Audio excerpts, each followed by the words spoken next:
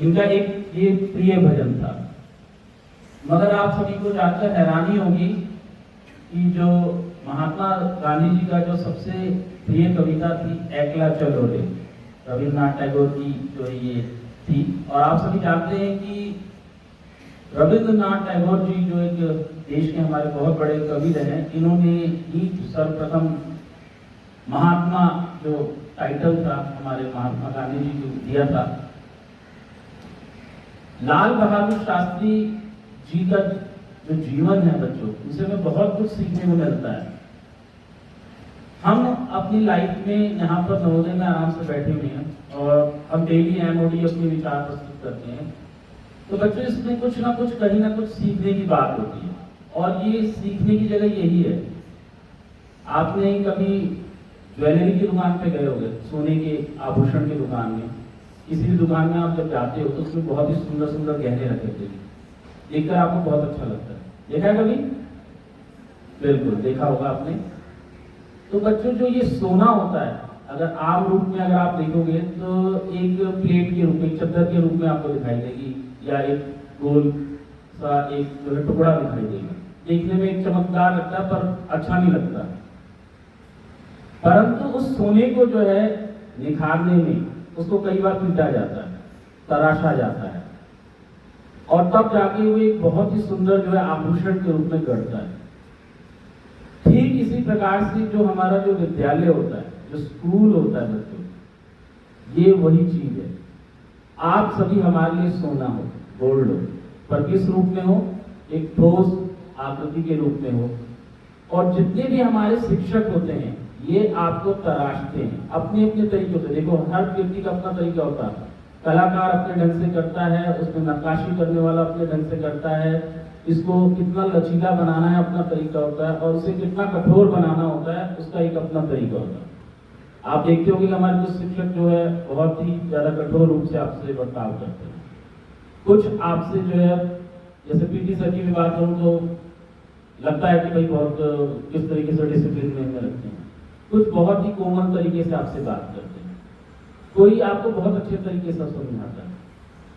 तो आपको ये विचार, आपको ये मानना है कि ये आपको तराश रहे हैं। इनकी मंशा एक ही है कि आपको तराश कर एक बहुत ही खूबसूरत आभूषण के रूप में तैयार कर रहे हैं, जो आने वाले जीवन में आप सभी को जो है एक सुंदर जो है आभूषण के रूप में, जो विश्व में या कहीं पर कहते हैं कि बहुत ही सुंदर गहना है, ब्रांड बना दिया आपको। तो आप अपने दिल पर ये छोटी छोटी चीजें जो आप सोचते हो, जो नेगेटिव बातें आप जो लाते हो, ये बहुत ही आपको सोचना चाहिए शिक्षक ने आपको क्यों दंड दिया। आपको उस पर विचार करना है। कोई पर्सनल दुश्मनी तो नहीं है, कोई आपकी जमीन तो नहीं उसने ले ली।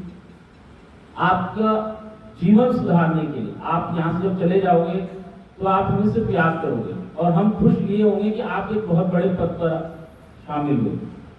ये विचार हमें कहाँ से मिलता है? तो आपको मैं लाल बहादुर शास्त्री से जोड़ता हूँ। लाल बहादुर शास्त्री बहुत ही गरीब परिवार से थे। आपको ये पता होना चाहिए इतने गरीब थे कि उनके पास जो है पढ़ने के पैसे नहीं मिलते। उनका स्कूल जो था गंगा नदी के उस पार था, मुगलसराय में वो पैदा हुए थे। और नाविक जो से नाव चलती थी, उसमें पुल नहीं होते थे, तो नाविक पैसा लेता था उस समय, जो 25 पैसे लगा करते थे। तो उनको सोचो कि उस समय आज जो तुम देखते हो 1 रुपया 2 रुपया देखते हो, उस समय उनके पास 25 पैसे नहीं हुआ करते कि नाव वाले को दे कि 25 पैसे आने के और 25 पैसे वापस आने। तो वो स्कूल जाने के लिए अपने क्या करते थे, सारी ड्रेस जो है उतार कर अपना जो एक थैला होता था उस थैले में रख देते थे, और वो थैला सर पर रख लेते थे और पानी में जंप कर जाते थे। अब सोचो कि सर पे एक थैला है, उसको एक हाथ से पकड़ना है, अगर नहीं पकड़ेंगे तो थैला नीचे गिर जाएगा, स्कूल ड्रेस गीली हो जाएगी, किताबें गीली हो जाएगी, और एक हाथ से गंगा नदी तैरकर वो पार करते हैं।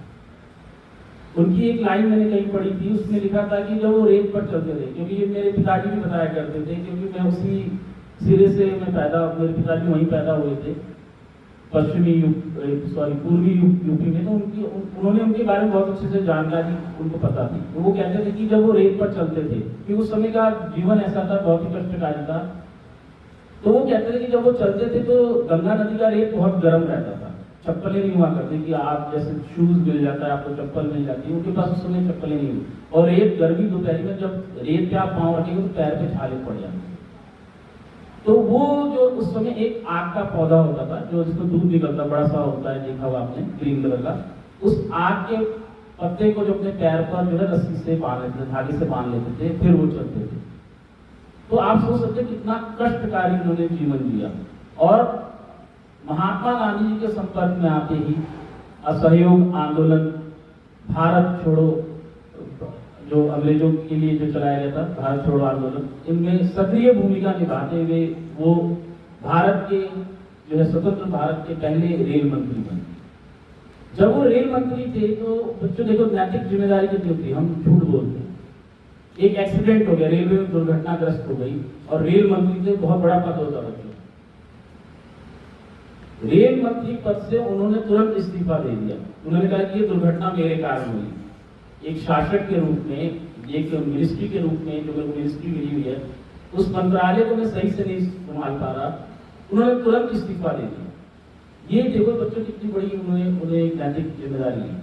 और आपको जानकर बहुत हैरानी होगी कि जब जो पंडित जवाहरलाल नेहरू जी का जो निधन हुआ, उस समय बहुत ही ज्यादा उथल पुथल था राजनीति में, और लाल बहादुर शास्त्री जी का नाम जो है चयनित किया गया कि ये देश के अगले भावी प्रधानमंत्री बनेंगे। तो पूरे विश्व पटल में यह है कि ये छोटा सा 5 फीट से भी कम हाइट का सीधा साधा इंसान क्या करेगा, हंसने लगे। कमेंट आए थे, बीबीसी पे भी कमेंट चलते थे, इवन न्यूयॉर्क टाइम में भी बहुत सारे उनके कार्टून दिए गए कि ये क्या संभाल पाएगा 5 फुट का आदमी उस देश को, क्योंकि आसपास की गतिविधियां थी। और आपको जानकर हैरानी हुई कि पाकिस्तान ने यही सोचा और 1965 का जिब्राल्टर जो युद्ध कहा जाता है, कश्मीर के ऊपर आक्रमण कर दिया। उन्होंने कहा कि ये तो संभाल ही नहीं पाएगा देश को। और उनकी लाल बहादुर शास्त्री की जो दृढ़ संकल्पना थी, इतनी ज्यादा सॉलिड थी, उन्होंने अपने देश की सेना को तुरंत जो है आदेश किया कि अगर सीमा को भी क्रॉस करना पड़े तो आप सीमा को क्रॉस कीजिए और पाकिस्तान को जीत कर दिखाइए। आपने 1960-65 की कई सारी फिल्में देखी होंगी जिसमें मेरे देश की धरती सोना उगले उगले का जो आपने दिखाया है, ग्रीन रेवोल्यूशन का जो जिक्र होता है। युद्ध चल रहा था, अकाल पड़ रहे थे, भारत में अन्न की कमी हो गई थी। तो प्रधानमंत्री निवास में जो उनका जो प्राइम मिनिस्टर का जो घर मिला गया था दिल्ली में, क्योंकि मैं पैदा हुआ था तो मेरे को बताया गया था कि जिस उनके प्रधानमंत्री का जो घर है उसके पास बहुत बड़ा फील्ड है उनके कैंपस में। तो उस फील्ड में जो फूल पौधे सब लगे थे उन्होंने सब उखड़वा दिया था और उस पर खुद हल बैल लेकर उन्होंने गेहूं उगाया था। बच्चों ये जानकर हैरानी हुई, उन्होंने गेहूं उगाया था कि अन्न उगाओ, और जय जवान और जय किसान का उन्होंने नारा दिया। पाकिस्तान बुरी तरीके से हार गया, दहशत फैल गई, और उन्होंने ताशकंद समझौता जो कई देशों की मदद से यूएनओ और जो हमारे यूरोपीय संघ के देश थे उन्होंने जो है दबाव डाला भारत पे, और लाल बहादुर शास्त्री ने कहा ठीक है हम जो है पाकिस्तान की सारी जमीन जो कब्जा की थी हम उसे लौटाएंगे। एक समझौता करने गए और एक रहस्यमय तरीके से जो है इनकी मृत्यु होगी। उनकी कई फाइल्स हैं, आप उनको चाहें तो अपनी लाइब्रेरी से कुछ किताबें उनमें पढ़ सकते हैं। ये चीजें आपको देखकर बहुत हैरानी होगी। एक और बात मैं बताता हूँ कि प्रधानमंत्री पद पर रहते हुए उनके पास कार नहीं थी बच्चों। आप सोच सकते हैं तब आजकल तो प्रधानमंत्री के लाव लश्कर में देखोगे कि इससे बढ़कर दुनिया की बड़ी महंगी कारें होती है, उनके पास कार खरीदने के पैसे नहीं थे। उन्होंने पहली कार फिएट, जो फिएट कंपनी की थी, उन्होंने खरीदी, वो भी लोन लेकर। उनकी जो मिसेस थी उन्होंने कहा कि देखो पूरी दुनिया के लोग तो आप तो देश के प्रधानमंत्री, आपके पास कार ही नहीं, कितनी शर्म की बात है। मतलब मेरे पास पैसा नहीं, जितनी मेरी सैलरी होती है उस हिसाब से मैं करता हूँ काम। परंतु उनकी धर्मपत्नी ने दबाव डाला तो पंजाब नेशनल बैंक से उन्होंने लोन अप्लाई किया। देखो देश का प्रधानमंत्री लोन अप्लाई कर रहा है, बैंक जो कि बैंक चला रहे हैं, सारा देश उनका है, वो लोन के लिए कहते हैं कि भाई गए लाइन में लगे और लोन अप्लाई किया कि भाई मेरे को सैंक्शन कर दो, मैं कार खरीदनी है।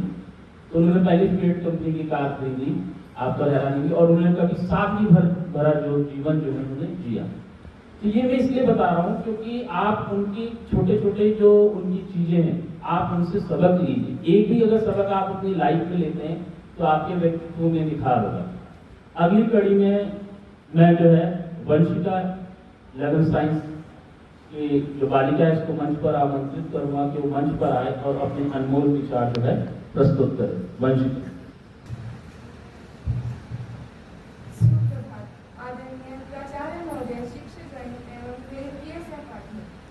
आज मैं वंशिका 11वीं की छात्रा आप सभी के समक्ष गांधी जयंती के उपलक्ष्य में भाषण लेकर प्रस्तुत हुई हूँ, जो कुछ इस प्रकार है। गांधी जयंती हर साल 2 अक्टूबर को मनाई जाती है।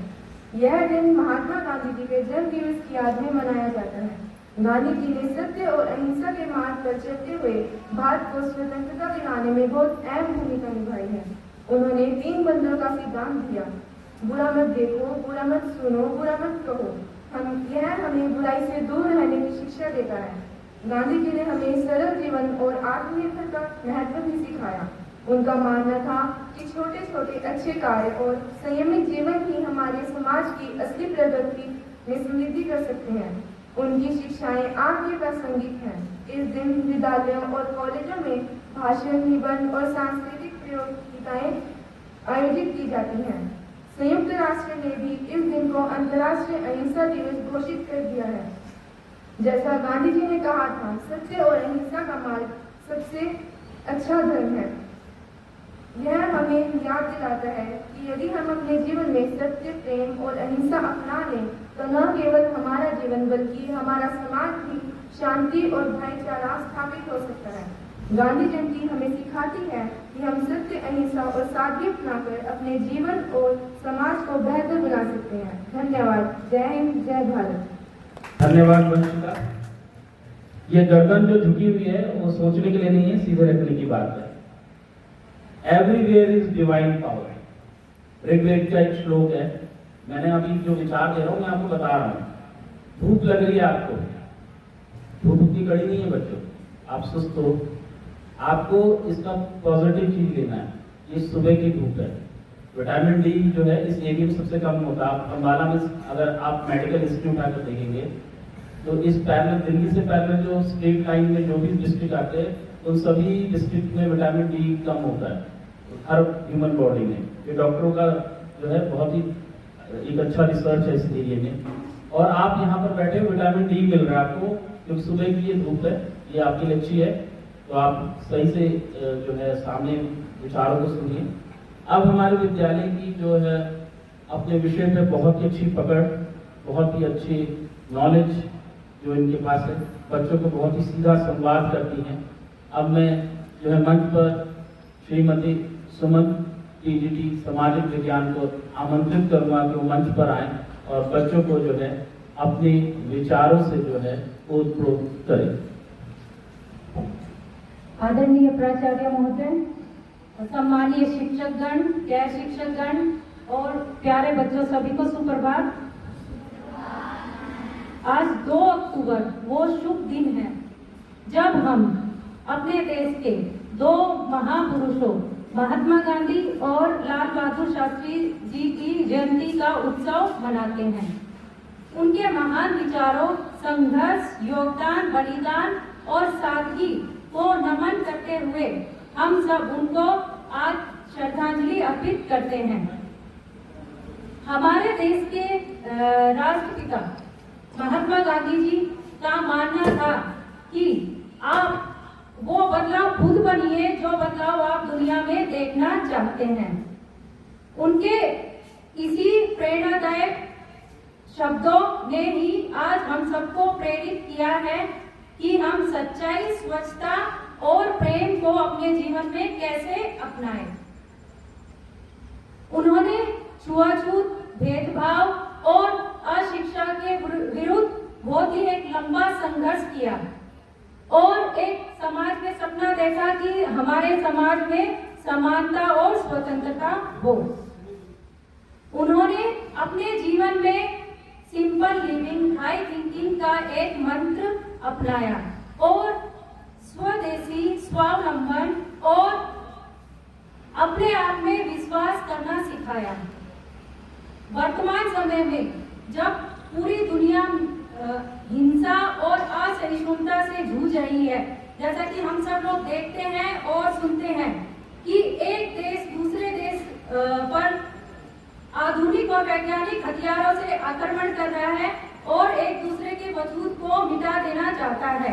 ऐसी परिस्थिति में महात्मा गांधी जी के सोच और विचार बहुत ज्यादा महत्वपूर्ण हो जाते हैं। इसी परिस्थिति को ध्यान में रखते हुए संयुक्त राष्ट्र ने 2 अक्टूबर को अंतर्राष्ट्रीय अहिंसा दिवस के रूप में घोषित किया है, जिससे कि हमारे महात्मा गांधी जी के आदर्शों को वैश्विक स्तर पर मान्यता मिले और संपूर्ण विश्व अहिंसा की राह पर चल सके। अभी मैं अपने देश के दूसरे प्रधानमंत्री लाल बहादुर शास्त्री जी के बारे में कुछ बोलना चाहूंगी।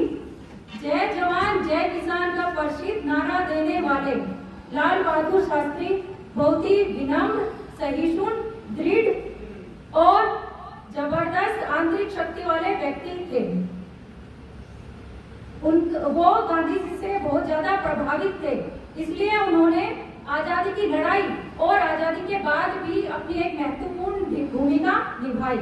भले ही उनका प्रधानमंत्री का कार्यकाल बहुत ही छोटा, जो कि 18 महीने का रहा, परंतु इस छोटी सी अवधि में भी उन्होंने अपने दृढ़ निश्चय और बड़े फैसले और कार्य क्षमता की वजह से पूरे विश्व के सामने हमारे देश को एक यशस्वी नेतृत्व प्रदान किया। और ये उन्हीं के नेतृत्व के अंदर था कि हमने 1965 में पाकिस्तान को एक करारी शिकस्त दी। आज भी हम लाल बहादुर शास्त्री को उनके शानदार व्यक्तित्व, अनुशासित व्यवहार, कठोर नैतिकता, विचार और निडरता के लिए याद करते हैं। तो आज के वर्तमान परिदृश्य में हम अपने महान पुरुषों को श्रद्धांजलि कैसे दे सकते हैं? हम उनके आदर्शों को अपने आचरण में उतारे, सत्य बोले, अहिंसा के मार्ग पर चलते हुए अपने समाज और देश की सेवा करें। इसी के साथ दो पंक्तियों के माध्यम से मैं अपनी वाणी को विराम देना चाहूंगी। सौगंध है इस मिट्टी की मुझे, सौगंध है इस मिट्टी की मुझे, मैं इस देश को मिटने नहीं दूंगा, मैं इस देश को मिटने नहीं दूंगा, मैं इस देश को झुकने नहीं दूंगा। जय हिंद, जय भारत, जय जवान, जय किसान। धन्यवाद। सुंदर विचार मैडम ने आपको बताए, जरूर बच्चे इसे अमल करेंगे। बच्चों, देखो कि हम जिस विद्यालय में रह रहे हैं उसका दिशा निर्देशन सर्वोच्च हमारे विद्यालय के नेता हैं उनके द्वारा दिया जाता है। उनके दिशा निर्देशन में हम सब कार्य करते हैं, चाहे आप करें चाहे हम करें। और आप सभी देख रहे हैं कि जिस दौर से अभी हम गुजर रहे हैं वो हमारे विद्यालय का बीच में एक डाउनफॉल आ गया था। बच्चों में बहुत सारी चीजों की कमियां देखने को मिल रही हैं। वाइस प्रिंसिपल सर थे तब तक ठीक था, पर अभी क्योंकि सर के पास भी बहुत सारे काम आते हैं, आप सभी जानते हैं कि विद्यालय के बहुत सारी गतिविधियां आंतरिक भी और बाहरी भी। एक व्यक्ति विशेष को बहुत तरीके से संभालना बहुत मुश्किल होता है। उनके सहयोग के लिए एक टीम बनाई जाती है और वो टीम उनके नेतृत्व में काम करती है। आपने देखा वो विद्यालय में कुछ नए जो है परिवर्तन आपको देखने को मिल रहे होंगे। अभी भी आपको दिख रहा होगा कुछ परिवर्तन होंगे और सकारात्मक परिवर्तन है। वो सारे परिवर्तन आप सभी के लिए हैं। वो परिवर्तन जो आप हमें अपनी विचारों के द्वारा बताते हो, वो विचार सर के पास जाते हैं, जो अमल करने योग्य बातें होती हैं उनको हम जो है पूरा करते हैं। हम आपसे सिर्फ इतना मांगते हैं कि जैसे हम आपके लिए कार्य कर रहे हैं तो आप भी हमारा एक सहयोग करो। जब तक आप हमारा सहयोग नहीं करोगे तब तक इस विद्यालय को जिले और राज्य स्तर पर ले जाना मुश्किल है, क्योंकि ये इस विद्यालय ने जो एक जयपुर रीजनल ऑफिस में एक बहुत ही अच्छी छवि बताई गई है कि ये जवाहर नवोदय विद्यालय जो अम्बाला है हमारा, ये एक ऐसा नवोदय है जो कि यहाँ पर अगर शिक्षक नहीं होंगे तब भी बच्चे जो है अपनी अपनी जगहों पर अपना अपना कार्य करते मिलते हैं। ये एक कहा जाता है कि आपका स्कूल इतना बहुत बढ़िया तरीके से कैसे कर सकता है।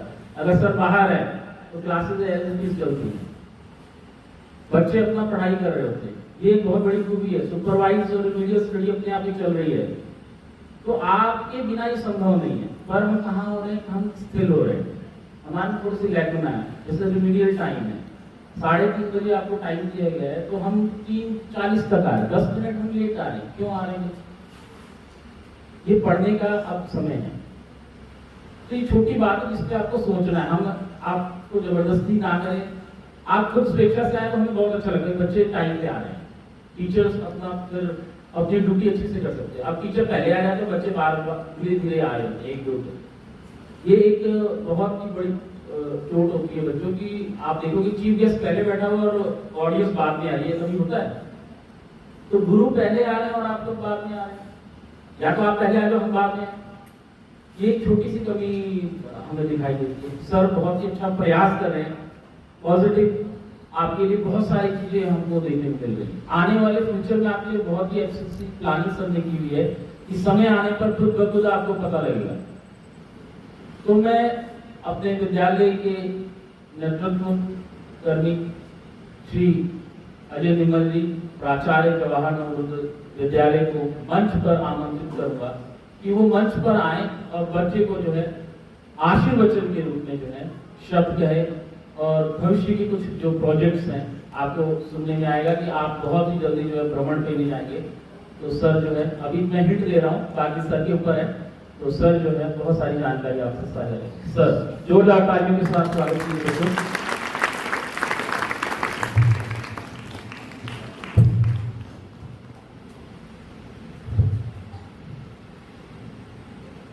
सबसे पहले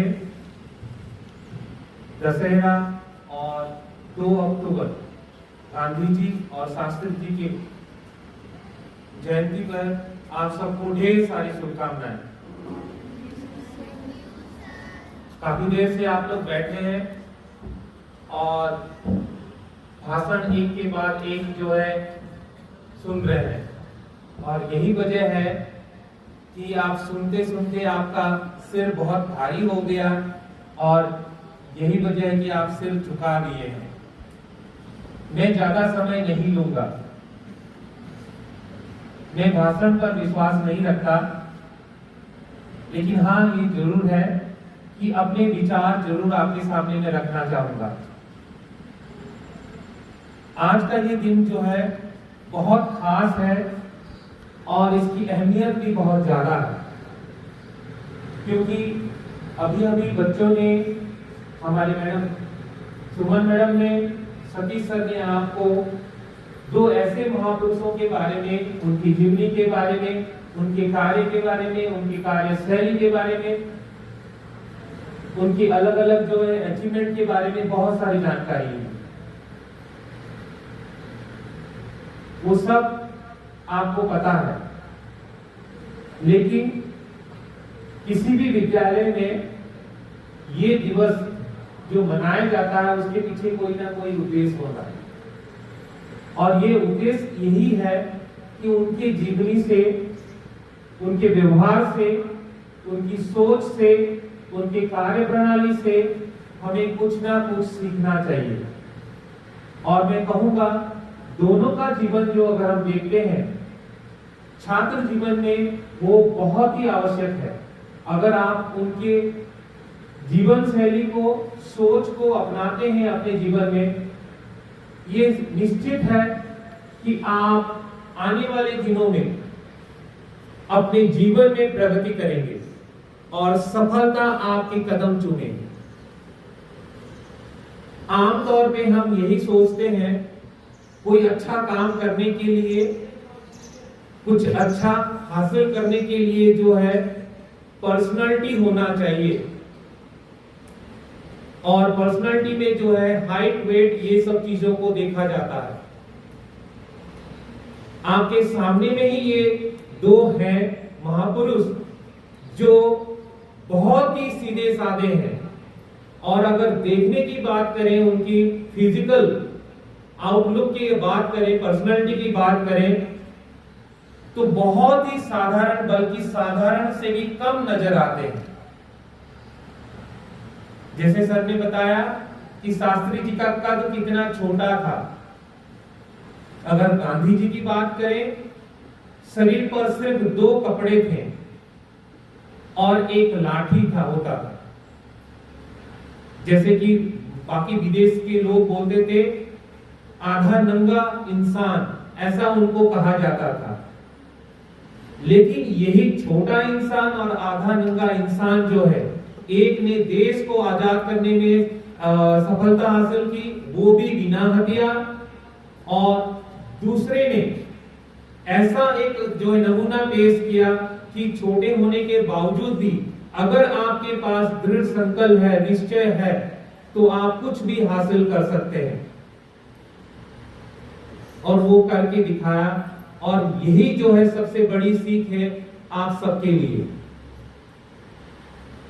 अगर आप न्यूज सुनेंगे, आज के दिन में भारत के ऐसा कोई भी राज्य नहीं है, कोई भी शहर नहीं है जहां पर हिंसा नहीं हो रही है। और वो हिंसा अलग अलग कारणों से हो रहा है, मैं वो सब यहां बताने के लिए नहीं आया हूं। और वो हिंसा में भाग लेने वाले जो हैं वो जवान हैं, चाहे वो स्कूल के हो, कॉलेजेस के हो, वो जवान हैं। इसका मतलब क्या है?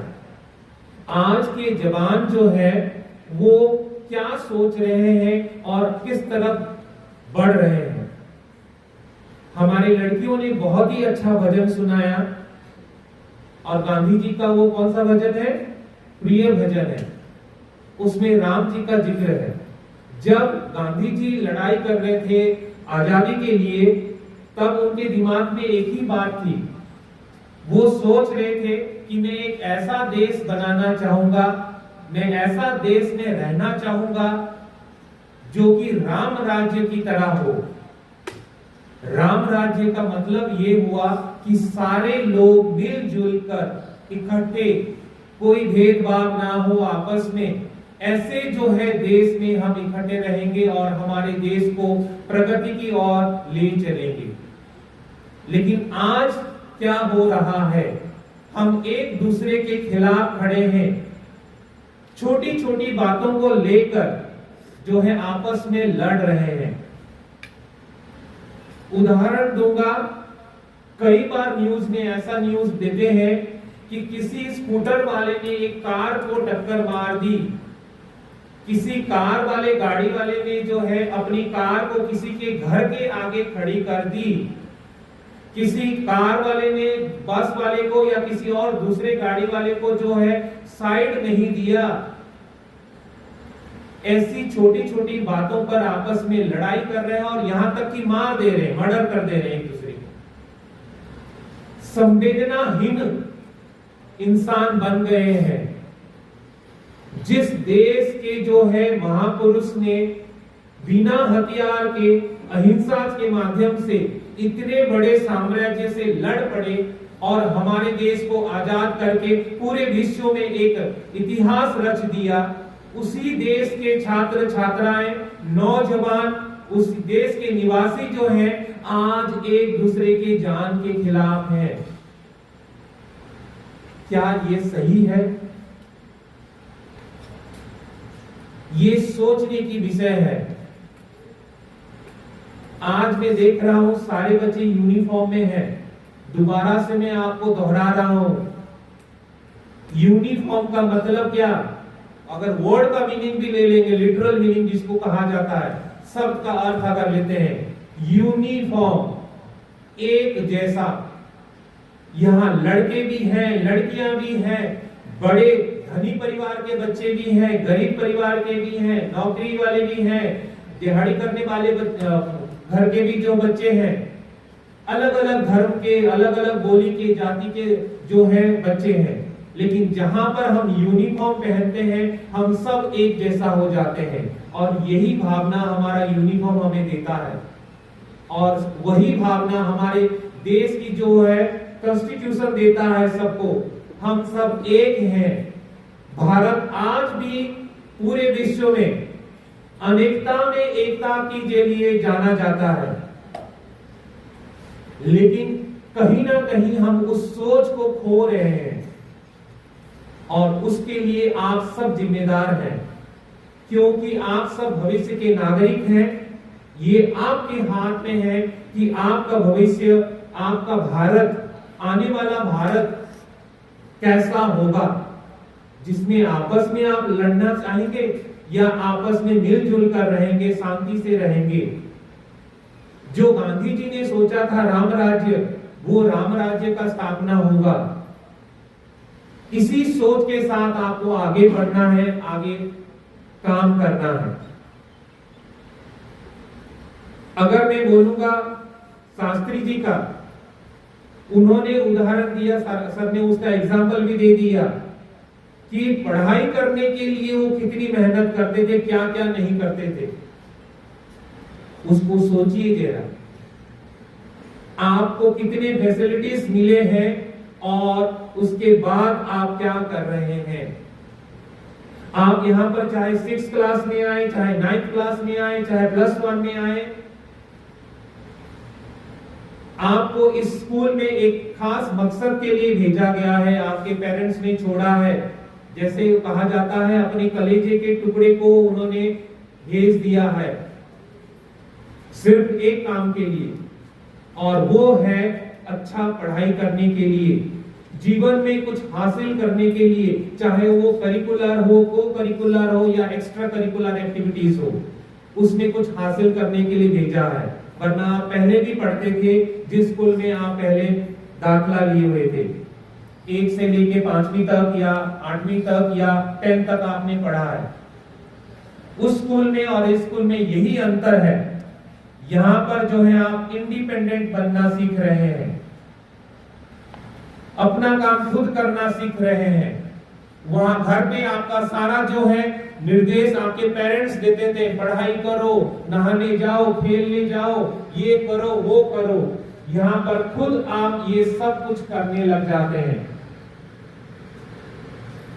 और यही जाकर आगे आपको काम आएगा। कहा जाता है नवोदय का बच्चा कहीं भी ठोकर नहीं खाता है, उसका कारण यही है।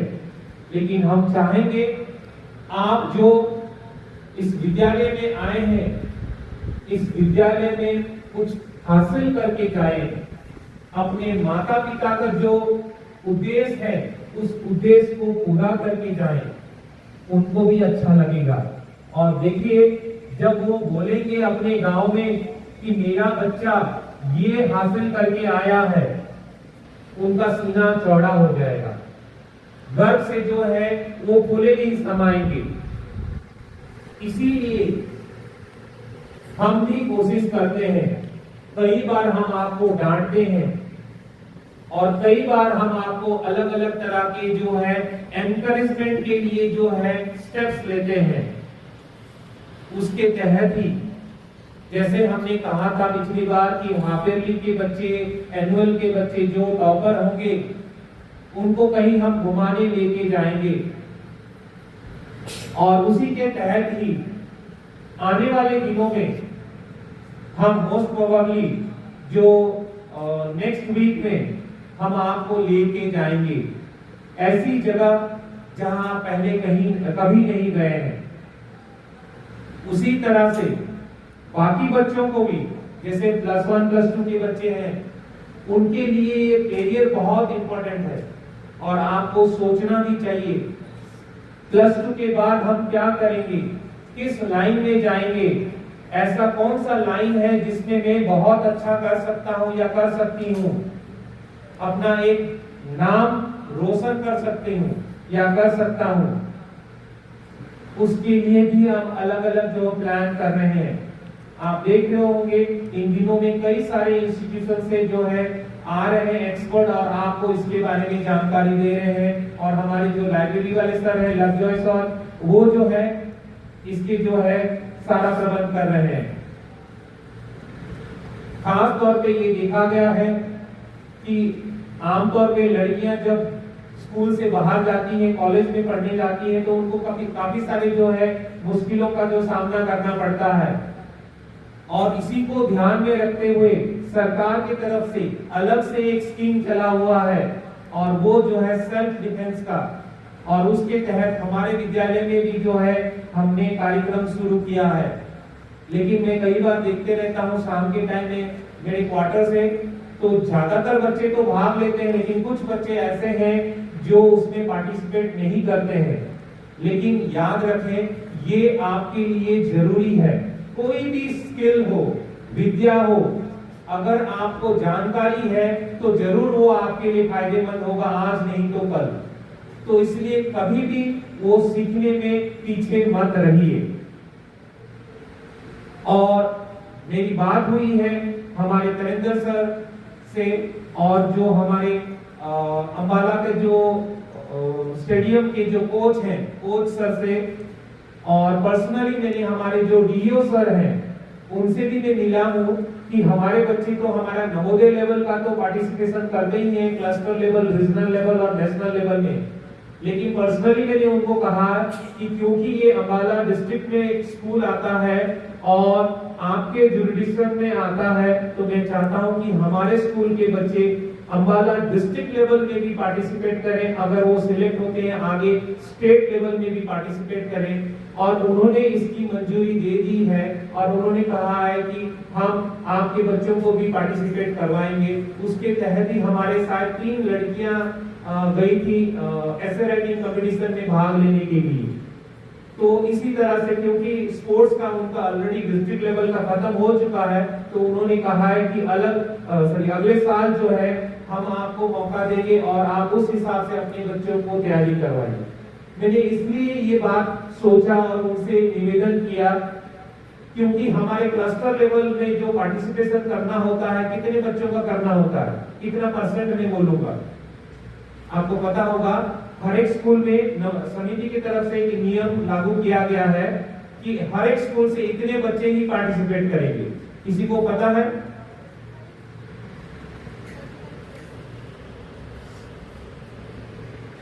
आपके साथ आपके पीटी सर या पीटी मैडम ने जिक्र किया होगा, कई बार बोले होंगे कि सर मैं भी जाना चाहता हूं, तो मना कर दिया होगा। मना करने के पीछे कारण यही है कि केवल लिमिटेड बच्चे जो है पार्टिसिपेट करते हैं, तो बाकी बच्चों का क्या है। तो हम चाहते हैं कि बाकी बच्चों को जो स्टेट लेवल में, डिस्ट्रिक्ट लेवल में जो हमारा कंपटीशन होता है उसमें भाग लेने के लिए मौका मिलना चाहिए। आमतौर पे देखा गया कि हमारे जो केवल बच्चे फुटबॉल में या एक दो और इवेंट में, जैसे वॉलीबॉल हो गया, किसी और इवेंट जो क्लस्टर हमारे स्कूल में होता है, तो उसी में ही पार्टिसिपेट करते हैं। बाकी जो है खो-खो वाले और बाकी बच्चे जो है वो रह जाते हैं। तो उनके लिए हमारी कोशिश है। इसी तरह से हम अलग अलग तरह से कोशिश करते रहते हैं कि हम चाहते हैं कि हमारे हर बच्चा जो है कुछ ना कुछ हासिल करे। और मैं आपके साथ एक अच्छी बात शेयर करना चाहूंगा। अब कल की ही बात लीजिए, अंबाला कॉलेज ऑफ इंजीनियरिंग से एक प्रोफेसर सर आए थे, डॉक्टर विकास। उनको मैं साइंस +2 साइंस की क्लासरूम में लेके गया था और छोटा सा लेक्चर देने के लिए वो आए थे बायोटेक्नोलॉजी के ऊपर। लेकिन जब वो उन्होंने बच्चों के साथ इंटरेक्ट किया और बाद में मेरा टाइम नहीं था इसलिए मैं वहां बैठ नहीं पाया, तो बाद में आकर मेरे पास उन्होंने कहा कि आपके बच्चे तो बहुत ही एक्टिव हैं और बहुत अच्छा जो है उनके साथ इंटरेक्शन हुआ, बहुत अच्छे बच्चे हैं। उन्होंने ये फीडबैक दिया। जब वो मैं सुना तो मुझे बहुत अच्छा लगा। उन्होंने कहा कि मैं बहुत सारे स्कूल में गया हूँ, लेक्चर दिया हूँ, लेकिन आपके बच्चे अलग हैं। नवोदय की यही पहचान है और आपको यही पहचान हर फील्ड में रखना है, बनाए रखना है। तो उम्मीद करता हूँ आज के दिन, आज ये जो आपके सामने में 2 महापुरुष हैं, उनके जीवन से, उनकी कार्यशैली से, उनकी सोच से हम अपने अपने जीवन में कुछ ना कुछ बदलाव लाएंगे और अपने पेरेंट्स का, अपने गांव का, अपने मोहल्ले का और उसके साथ साथ इस विद्यालय का नाम रोशन करेंगे। इन्हीं शब्दों के साथ पुनः दशहरा और गांधी जयंती और शास्त्री जी की जयंती के अवसर पर आप सबको पूरे विद्यालय की तरफ से ढेर सारी शुभकामनाएं। जय हिंद, जय भारत। धन्यवाद सर। जैसे कि सर ने बताई दिया हुआ है कि आप जो है एक भ्रमण स्थल पे जा रहे हैं पिकनिक के तौर पर और बहुत ही अच्छी जगह जा रहे हैं। ये सरप्राइज बताया सर ने, दूर भी हो सकता है, थोड़ा नई जगह पे जा रहे हैं, तो एंजॉय कीजिएगा जो भी क्लास चले जाएगी। और छोटे बच्चों के लिए कि 2 महान विभूतियों का जन्म है और एक पावन पर्व है, तो हमारे साथ एक साझा करूंगा कि भाई हमारे विद्यालय कप्तान और मैथ्स कैप्टन आए थे। उन्होंने कहा कि सर स्पेशल ओकेजन है तो क्या करें, तो मैंने कहा कि आप ही लोग डिसाइड करो, ये टीचर्स बार बार बोलेंगे तो फिर तुम ही लोग डिसाइड करो। उन्होंने अपनी मीटिंग की और मीटिंग करने के बाद एक उन्होंने अपना सारांश दिया कि क्या जो है आज रात्रि के भोजन में क्या क्या बनेगा।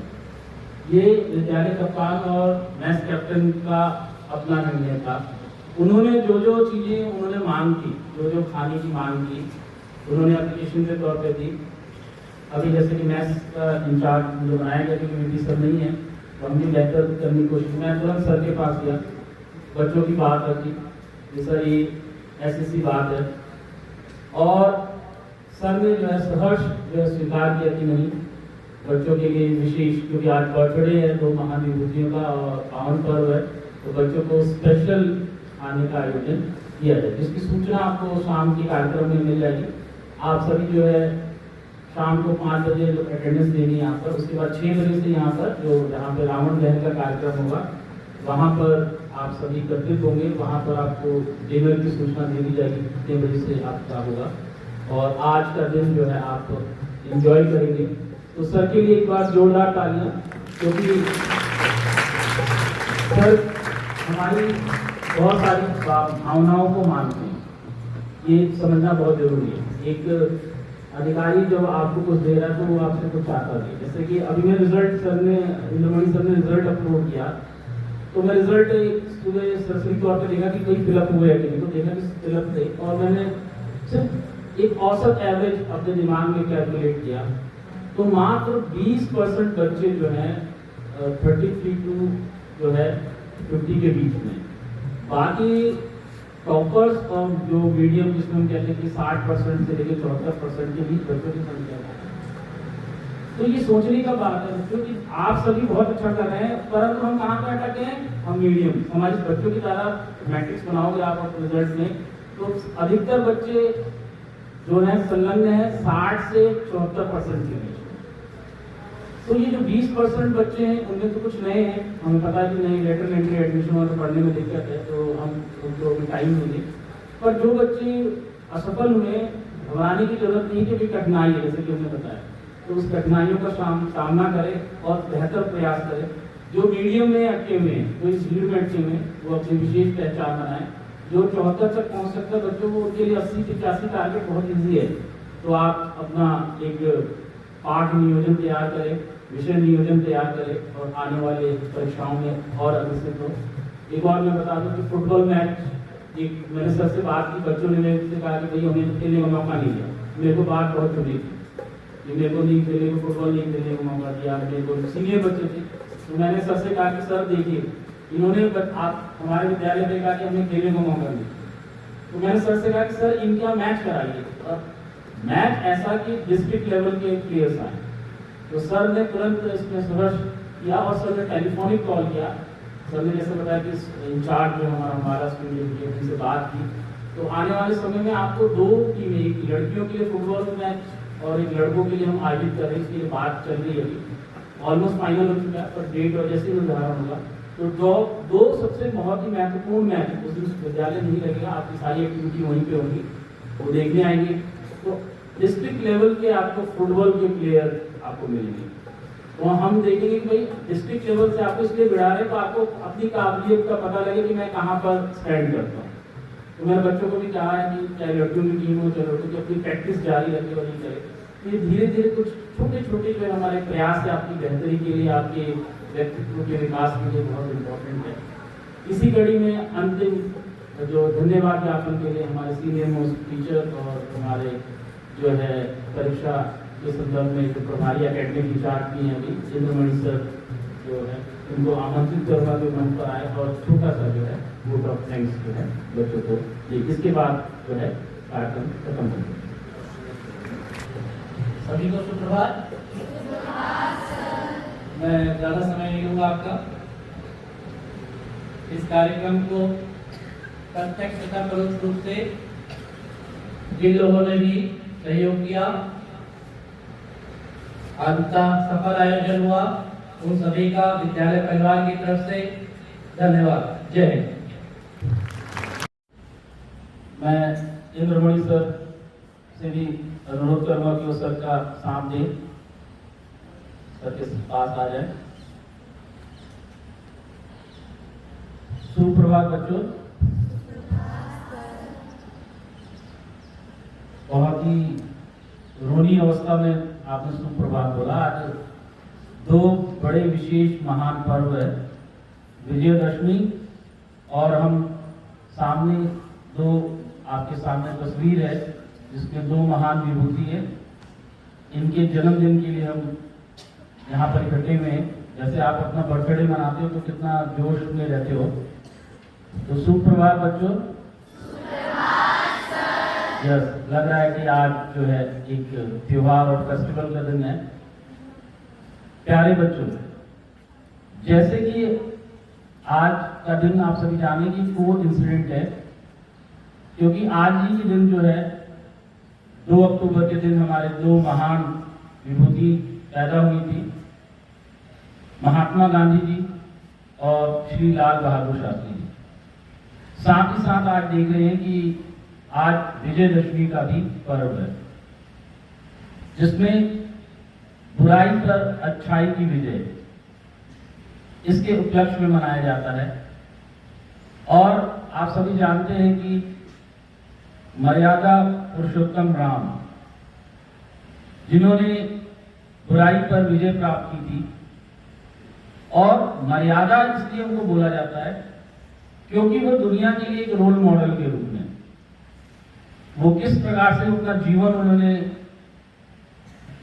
संघर्षपूर्ण जीवन उन्होंने जिया, उसका आदर्श एग्जाम्पल आप सबके पास है। आप रामायण पढ़ते हैं, एक धार्मिक किताब के रूप में भी पढ़ते हैं, एक कहानी के रूप में भी पढ़ते हैं, तो उसमें बहुत सारी चीजें सीखने योग्य है कि वो एक अच्छे शासक के रूप में, एक पिता के लिए एक बेटे के रूप में, एक माता के लिए एक बेटे के रूप में, जिन्होंने उनको वनवास दे दिया था, और साथ ही साथ अपनी प्रिय धर्मपत्नी सीता जी के लिए भी उन्होंने अपना जीवन न्यौछावर किया।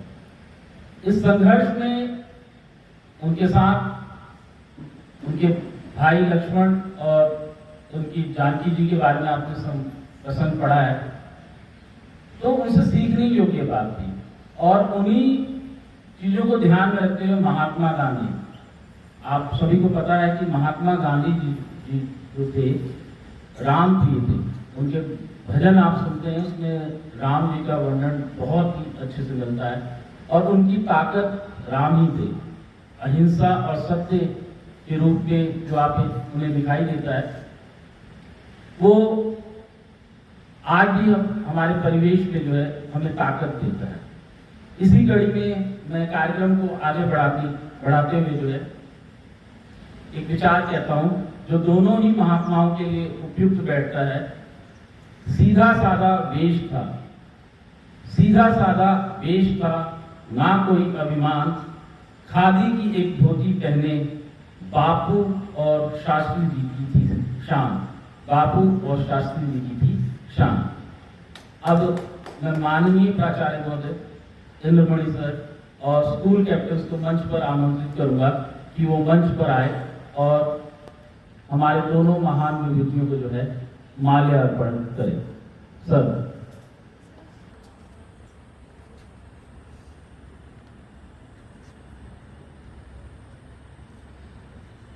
एक बार जोरदार क्लैपिंग कर दो बच्चों।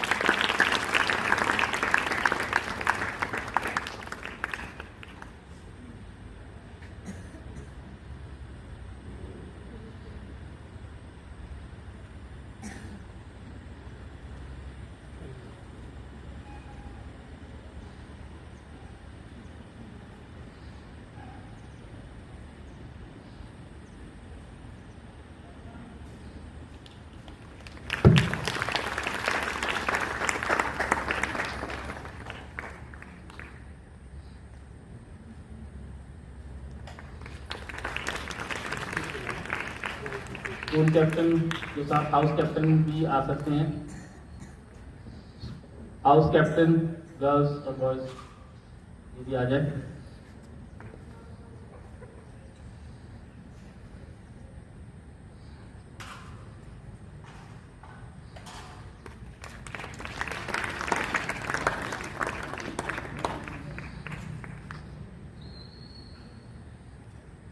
जैसे कि आप देख रहे हैं कि ज्योत प्रज्वलन चल रहा है। ज्योत प्रज्वलन का मतलब आप इसी से अंदाजा लगा सकते हैं कि ये शक्ति का प्रतीक है। ऊर्जा जो हमारे साक्षात सूर्य से और इस दिए से हमें प्राप्त होता है। ये हमें इंगित करता है कि हमें जो है प्रकाशवान रहना है, हमें इस कई प्रकार की जीवन की समस्याओं से जूझने की हमें ये जो है शक्ति प्रदान करता है।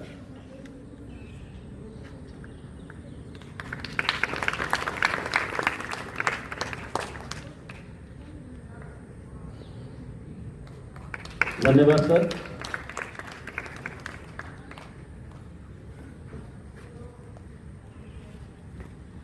ये दो महान विभूतियों के बारे में समझना बहुत जरूरी है। हम इन सभी को याद इसलिए करते हैं कि ये कोई आम त्योहार नहीं है कि हम इसे बहुत ही ढोल नगाड़े से मनाते हैं। ये हम इसलिए याद करते हैं कि हमें जिंदगी में इनसे सीखने का मौका मिले, हम भूले नहीं। इन्होंने जिन कठिनाइयों से जो है विश्व पटल पर जो है अपना नाम रोशन किया। महात्मा गांधी जी का नाम आप सभी को पता है कि विश्व में बहुत ही जो कहा जाता है कि एक ऐसे प्राणी थे जिनको समझना बहुत ही मुश्किल था। पूरी दुनिया जो है इनके जो है विचारों की बहुत कायल थी। एक इतिहासकार, ब्रिटिश इतिहासकार है लुईस फिशर, उन्होंने अपनी किताब में कहा है कि गांधी जी दुनिया के एकमात्र ऐसे नेता थे जिन्होंने बिना हथियार के जो है एक ऐसे साम्राज्य को झुका दिया जो संभव नहीं था। जिसे कहा जाता था कि भाई ऐसा देश है ब्रिटेन जहां पर सूर्य अस्त नहीं होता, यानी कि पूरे विश्व पर ये राज करता था। और उस पूरे देश की नींव विश्व में इस प्रकार से थी कि वो जिस देश को चाहे वो कब्जा कर सकता था। और उसकी नींव हिलाने में महात्मा गांधी का योगदान बहुत बड़ा था। हम इनके बारे में बहुत सारी जीवनियां अभी बच्चे बताएंगे, उनके बारे में बताऊंगा, पर मैं सिर्फ दो चीजें इनके बारे में बताऊंगा। पहली चीज कि महात्मा गांधी जी के बारे में उनकी किताब है जिसमें माई एक्सपेरिमेंट विद ट्रुथ और की टू हेल्थ, दो चीजों के बारे में जानेंगे। माई एक्सपेरिमेंट विद ट्रुथ में आप पढ़ेंगे कि महात्मा गांधी जी ने कितने संघर्षों से बहुत सारे विचार दिए और उनकी हर किताब में उसके हर एक पन्ने पर बहुत ही जो है विचार दिए गए जो कि बड़े बड़े जो है हमारे वैज्ञानिक देते हैं। सतत पोषणीय विकास, सस्टेनेबल डेवलपमेंट, जो आज पूरी दुनिया के बारे में कहा जाता है कि किस प्रकार के संसाधनों का इस्तेमाल करना है, ये गांधी जी के विचारों में आपको दिखाएंगे। हमारे विश्व में जो भी सामाजिक बुराइयां हैं, नस्लवाद, जातिवाद, इन सब के बारे में भी महात्मा गांधी जी ने कहा है। और साथ ही साथ आप देखेंगे कि सत्य के जरिए हमें जो है सत्य के जरिए जो आगे बढ़ना है। हाँ, कठिनाइयां बहुत है हमारे पास, पर सत्य के जरिए हम किस प्रकार से आगे बढ़ सकते हैं, हमारी ताकत का वो स्रोत बन सकता है, इसके बारे में भी महात्मा गांधी जी ने कहा। अब मैं जो है विचारों को प्रकट करने के लिए जो है कक्षा 11वीं विज्ञान की छात्रा जानवी को मंच पर आमंत्रित करूंगा कि वो मंच पर आए और अपने विचार प्रस्तुत करें। जानवी। आदरणीय प्राचार्य महोदय, शिक्षकगण एवं मेरे प्रिय सहपाठियों, सुप्रभात। आज मैं जानवी 11वीं अ की छात्रा आप सभी के समक्ष लाल बहादुर शास्त्री जी की जयंती के उपलक्ष्य में उनके जीवन काल की कुछ प्रमुख भूमिका लेकर प्रस्तुत की है, जो कि कुछ इस प्रकार। 2 अक्टूबर 1904 को उत्तर प्रदेश में जन्मे श्री लाल बहादुर शास्त्री जी भारत के दूसरे प्रधानमंत्री बने।